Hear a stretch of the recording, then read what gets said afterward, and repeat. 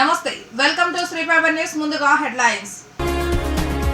ఆంధ్రప్రదేశ్ లో సునామీ సృష్టించిన కూటమి hello AP by by YCP అన్న ఆంధ్రప్రదేశ్ ఓటర్లు.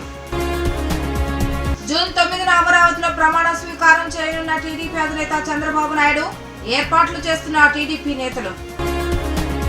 చంద్రబాబు నాయుడుకు శుభాకాంక్షలు తెలిపిన ప్రధాని మోడీ, అమిత్ షా. ఆంధ్రప్రదేశ్ ఓటర్లు hello AP by by YCP అంటున్నారు. ఆంధ్రప్రదేశ్ లో కూటమి సునామీ సృష్టించింది. భారీ ఆధిక్యం దిశగా దూసుకెళ్లింది. 9 ఉమ్మడి జిల్లాలను కూటమి స్విప్ చేస్తుంది.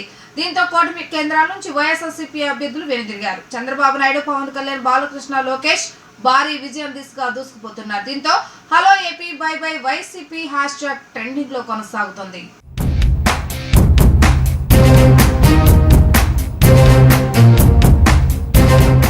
Hello AP by by YCP అంటూ ఆంధ్ర ఓటర్లు తీర్పిచ్చారు. ఆంధ్రప్రదేశ్ లో భారీ ఆధిక్యం దిశగా కూటమి దూసుకువెళ్తుండగా కూటమి ప్రభంజనంలో ఫ్యాన్ కొట్టుకుపోయింది. ఆధిక్యాలలో మ్యాజిక్ ఫిగర్ దాటేసిన కూటమి జిల్లాలకు జిల్లాలే స్వీప్ చేసింది. 9 ఉమ్మడి జిల్లాలో వైఎస్ఆర్సీపీ ఖాతా తెరవలేదు. విజయనగరం, శ్రీకాకుళం, ఉమ్మడి గోదావరి, కృష్ణా, గుంటూరు, నెల్లూరు, ప్రకాశం, అనంతపురం జిల్లాలను కూటమి స్వీప్ చేసింది.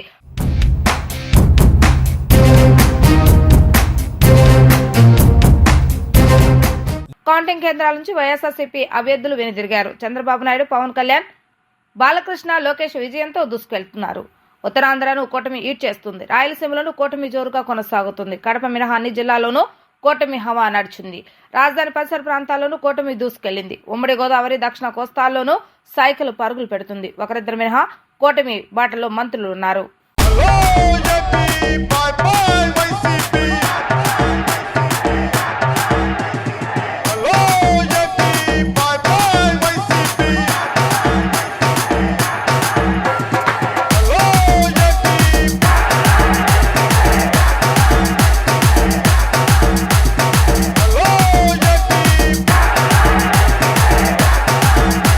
కూటమి విజయం ఖాయమైన నేపథ్యంలో టీడీపీ అధినేత చంద్రబాబు నాయుడు ప్రమాణ స్వీకారానికి ముహూర్తం ఖరారైంది.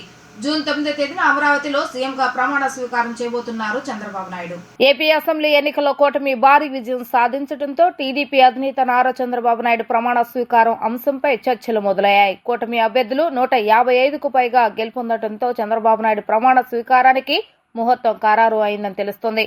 అమరావతిలో జూన్ 9న సీఎంగా చంద్రబాబు నాయుడు ప్రమాణ స్వీకారం చేయనున్నారని సమాచారం. 4వసారి సీఎంగా బాబు ప్రమాణ స్వీకారం చేయనున్నారు. వైసీపీ గెలుస్తుందని 9వ తేదీన విశాఖలో జగన్ ప్రమాణ స్వీకారం చేస్తారని ఆ పార్టీ నేతలు చెబుతూ వచ్చారు. అయితే టీడీపీ గెలుస్తుందని చంద్రబాబు నాయుడు అమరావతిలోనే ప్రమాణ స్వీకారం చేస్తారని ఆ పార్టీ నేతలు కౌంటర్ ఇస్తూ వచ్చారు. ఇప్పుడు అనూహ్యమైన ఫలితాలు రావడంతో అమరావతిలో ప్రమాణ స్వీకారానికి ఏర్పాట్లు చేయనున్నారు. ఏపీలో టీడీపీ కూటమి సంచలన విజయం నమోదు చేసుకుంది. అత్యధికంగా విజయాలు సాధించారంటూ ప్రధాని నరేంద్ర మోడీ టీడీపీ అధినేత చంద్రబాబు నాయుడును అభినందించారు. ఏపీలో ప్రభుత్వం ఏర్పాటు చేస్తుండటం పట్ల మోడీ శుభాకాంక్షలు తెలిపారు. ఏపీలో టీడీపీ కూటమి భారీ విజయం సాధిస్తుందని ఈ నేపథ్యంలో టీడీపీ అధినేత చంద్రబాబు నాయుడుకు ప్రధాని నరేంద్ర మోడీ ఫోన్ చేశారు. ఎన్డీఏ భాగస్వామ్య పక్షాలైన టీడీపీ, జనసేన ఏపీలో అద్భుత విజయాలు సాధించడం పట్ల మోడీ చంద్రబాబు నాయుడుపై అభినందనల వర్షం కురిపించారు. ఏపీలో ప్రభుత్వం ఏర్పాటు చేస్తుండటం పట్ల చంద్రబాబు నాయుడుకు శుభాకాంక్షలు తెలియజేశారు. ఈ క్రమంలో చంద్రబాబు నాయుడుకు కేంద్ర హోంమంత్రి అమిత్ షా ఫోన్ చేసి అభినందించారు. టీడీపీ జాతీయ ప్రధాన కార్యదర్శి నారా లోకేష్ ఘన విజయం సాధించారు. గత ఎన్నికల్లో మంగళగిరి నుంచి పోటీ చేసిన నారా లోకేష్ ఆ సమయంలో ఓటమి పాలయ్యారు. ఎక్కడ పోగొట్టుకున్నారో అక్కడే వెతుక్కోవాలన్నట్టుగా ఈసారి మంగళగిరి నుంచి పోటీ చేసి విజయాన్ని సాధించారు. గత 5 ఏళ్లుగా నారా లోకేష్ ఎన్నో రకాల విమర్శలను ఎదుర్కొంటూ వస్తున్నారు. మంగళగిరిలో ఓటమి పాలయ్యారంటూ వైసీపీ నేతలు ఆయనను ఎన్నోసార్లు ఎన్నో విధాలుగా అవమానించారు. వాటన్నిటికీ నారా లోకేష్ తన విజయంతో సమాధానం చెప్పారు. తానేమి తన కంచుకోట నుంచి పోటీ చేయడం లేదని, టీడీపీ వీక్ గా ఉన్న స్థానం నుంచి పోటీ చేశానని, తిరిగి అదే స్థానం నుంచి పోటీ చేసి విజయం సాధిస్తానని లోకేష్ పలుమార్లు చెప్పారు. ఇప్పుడు ఆ విజయం వైసీపీకి చెంపపెట్టు అని చెప్పాలి.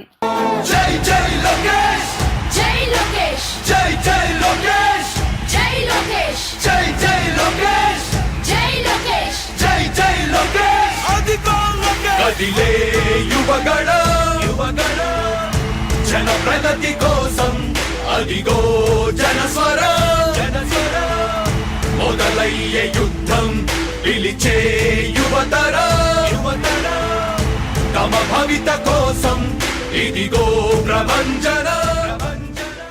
ఏపీ ఎన్నికల్లో టీడీపీ ఘన విజయం సాధించిన నేపథ్యంలో ఉండవల్లిలోని పార్టీ అధినేత చంద్రబాబు నాయుడు నివాసంలో కుటుంబ సభ్యులు సంబరాలు చేసుకున్నారు. చంద్రబాబు నాయుడు, నారా లోకేష్, భువనేశ్వరి, బ్రాహ్మణి, దేవాన్ష్ ఇతర కుటుంబ సభ్యులు కేరింతలు కొడుతూ ఫలితాలను ఆస్వాదించారు. కేక్ కట్ చేసి ఒకరికొకరు శుభాకాంక్షలు తెలుపుకున్నారు. ముఖ్యంగా నారా లోకేష్ తల్లి భువనేశ్వరిని హత్తుకుని ఆనందాన్ని వెలుబుచ్చారు. చిన్నారి దేవాన్ష్ కేక్ కట్ చేసి అందరికీ తినిపించారు. ఈ వేడుకలో నందమూరి కుటుంబ సభ్యులు కూడా పాల్గొన్నారు. పిఠాపురం నియోజకవర్గంలో పవన్ సునామీకి వైసీపీ కొట్టుకుపోయింది. అసెంబ్లీ ఎన్నికల్లో జనసేన అధినేత పవన్ కళ్యాణ్ తన సమీప ప్రత్యర్థి వైసీపీ అభ్యర్థి వంగ గీతపై గతంలో ఎన్నడూ లేనంతగా 70,354 ఓట్ల మెజారిటీతో విజయడంకు మోగించారు.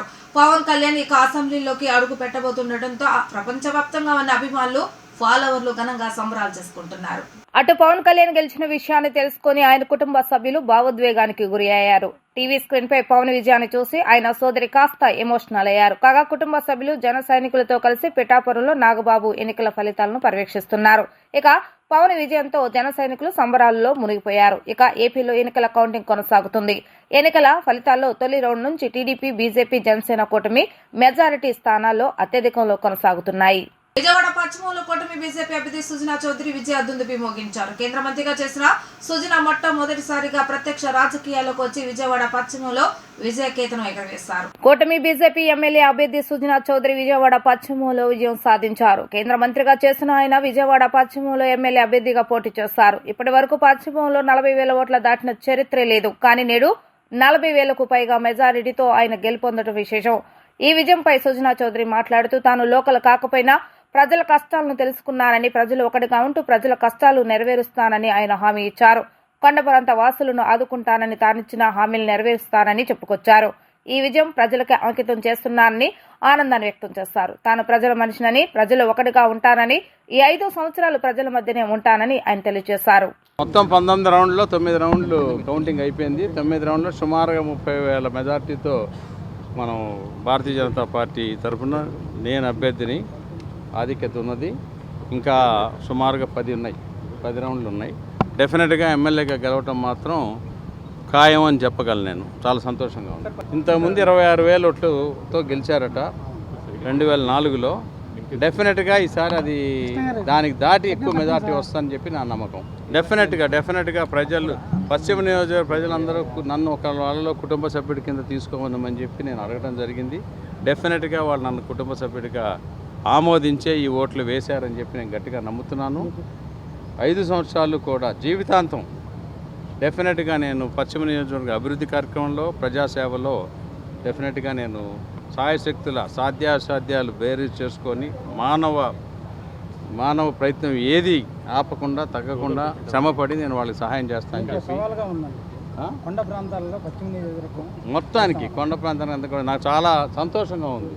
ఈ అవకాశం ప్రజలకు కల్పించినందుకు ఈ గెలుపుని నేను ప్రజలకి అంకితం చేస్తాను. విజయవాడ పార్లమెంటు అభ్యర్థులలో ఇంతవరకు ఎన్నడూ చూడనటువంటి అతి భారీ విజయాన్ని కూటమి పార్లమెంట్ అభ్యర్థి కేశినేని చిన్ని చవిచూస్తారు. ఆయన రాజకీయంగా అరంగేట్రం చేసి భారీ విజయాన్ని నమోదు చేసుకున్నారు. ఈ విజయం టీడీపీ శ్రేణిలో ఉత్సాహం నింపింది. విజయవాడ పార్లమెంటు కార్యాలయం ఎన్టీఆర్ భవన్లో కేశినేని శివనాథ్కి ఘన స్వాగతం లభించింది. కౌంటింగ్ కేంద్రాల పర్యటన నుంచి రాగానే తల్లి ప్రసన్నాంబ దగ్గరకు వెళ్లిన కేశినేని చిన్ని ఆశీస్సులు అందుకున్నారు. ఈ సందర్భంగా టీడీపీ శ్రేణులు కేశినేని చిన్నిని ఊరేగిస్తూ ఆనందోత్సవాలు జరుపుకున్నారు. అధికారం పోతుందని వైసీపీ మంత్రులు, సలహాదారులు పిచ్చి ప్రేలాపనలు పేరుతున్నారని తెలుగుదేశం పాలిట్ బ్యూరో సభ్యులు బొండా ఉమామహేశ్వరరావు ఆరోపించారు. అధికారులు చేసి ఏం చేయాలో అర్థం కాక వైసీపీ ప్రభుత్వం చేతులెత్తేసిందని విమర్శించారు. అధికారం పోతుందని తెలిసి వైసీపీ నాయకులకు పిచ్చి పట్టినట్లయిందని ఎద్దేవా చేశారు.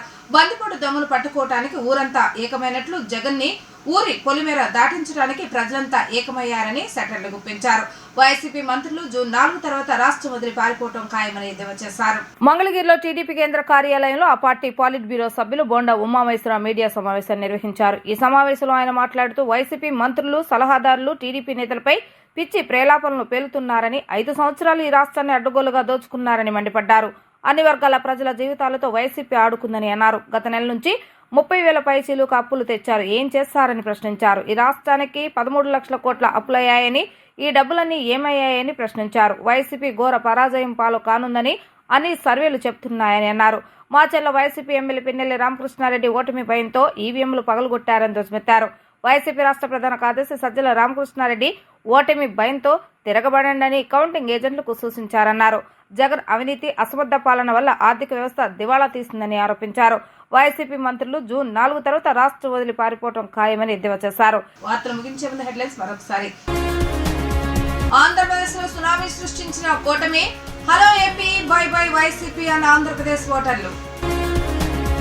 జూన్ 9న అమరావతిలో ప్రమాణ స్వీకారం చేయనున్న టీడీపీ అధినేత చంద్రబాబు నాయుడు, ఏర్పాట్లు చేస్తున్న టీడీపీ నేతలు. చంద్రబాబు నాయుడుకు శుభాకాంక్షలు తెలిపిన ప్రధాని మోడీ, అమిత్ షా.